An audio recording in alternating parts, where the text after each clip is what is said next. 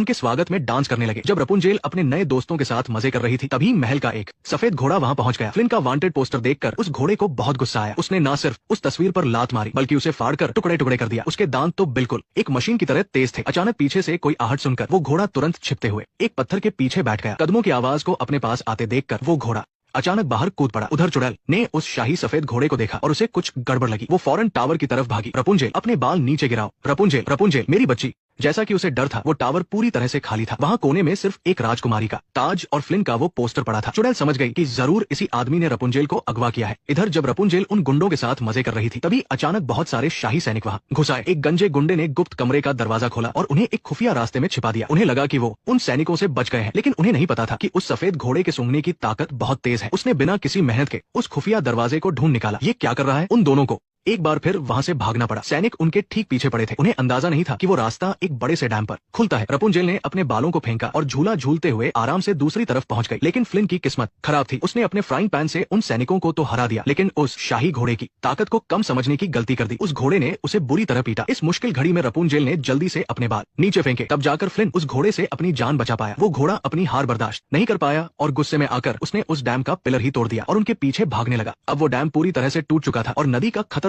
पानी पल भर में पूरी घाटी में भर गया। बाढ़ का पानी बस उन तक पहुंचने ही वाला था कि वो दोनों जल्दी से एक गुफा में छिप गए। लेकिन गिरते हुए पत्थरों ने गुफा का दरवाजा बंद कर दिया। जल्द ही उस गुफा के अंदर नदी का पानी तेजी से भरने लगा। अंदर इतना अंधेरा था कि उन्हें बाहर निकलने का कोई रास्ता नहीं मिल रहा था। इस मुश्किल वक्त में रपुंजेल ने अपना दिमाग दौड़ाया। अगर मैं गाना गाऊंगी तो मेरे बाल चमकने लगेंगे। वो जादुई सुनहरा फूल बिल्कुल सूरज की तरह चमकता है। किसी ने नहीं सोचा था कि सच में ऐसा कोई चमत्कार होगा। रपुंजेल के लंबे बालों से एक बहुत ही तेज रोशनी निकली। पल भर में पूरी गुफा रोशन हो गई। उन दोनों ने मिलकर उस बड़े से पत्थर को हटाया और आखिरकार सुरक्षित बाहर निकला। फ्लिन इतना हैरान था कि उसके मुंह से एक शब्द भी नहीं निकल रहा था। लेकिन आगे जो हुआ वो और भी ज्यादा हैरान करने वाला था। रपुंजेल ने अपने सुनहरे बालों को फ्लिन के घायल हाथ पर लपेट दिया। जैसे ही उसने वो सुरीला गाना गाया, वो जादुई सुनहरी रोशनी एक नदी की तरह उसके बालों से होते हुए फ्लिन के हाथों तक पहुंच गई और देखते ही देखते फ्लिन का वो घाव पूरी तरह से ठीक हो गया। ये तो बहुत ही बड़ा चमत्कार था। मौत के इतने करीब से वापस आने के बाद रपुंजेल ने बिना कुछ छिपाए फ्लिन को अपना सारा राज बता दिया। 18 सालों तक उस टावर में कैद रहने वाली रपुंजेल की कहानी सुनकर फ्लिन को बहुत गहरा सदमा लगा। उसने तय किया कि वो रपुंजेल का सपना पूरा करने में उसकी मदद करेगा और उसे महल के वो लालटेन दिखाने ले जाएगा।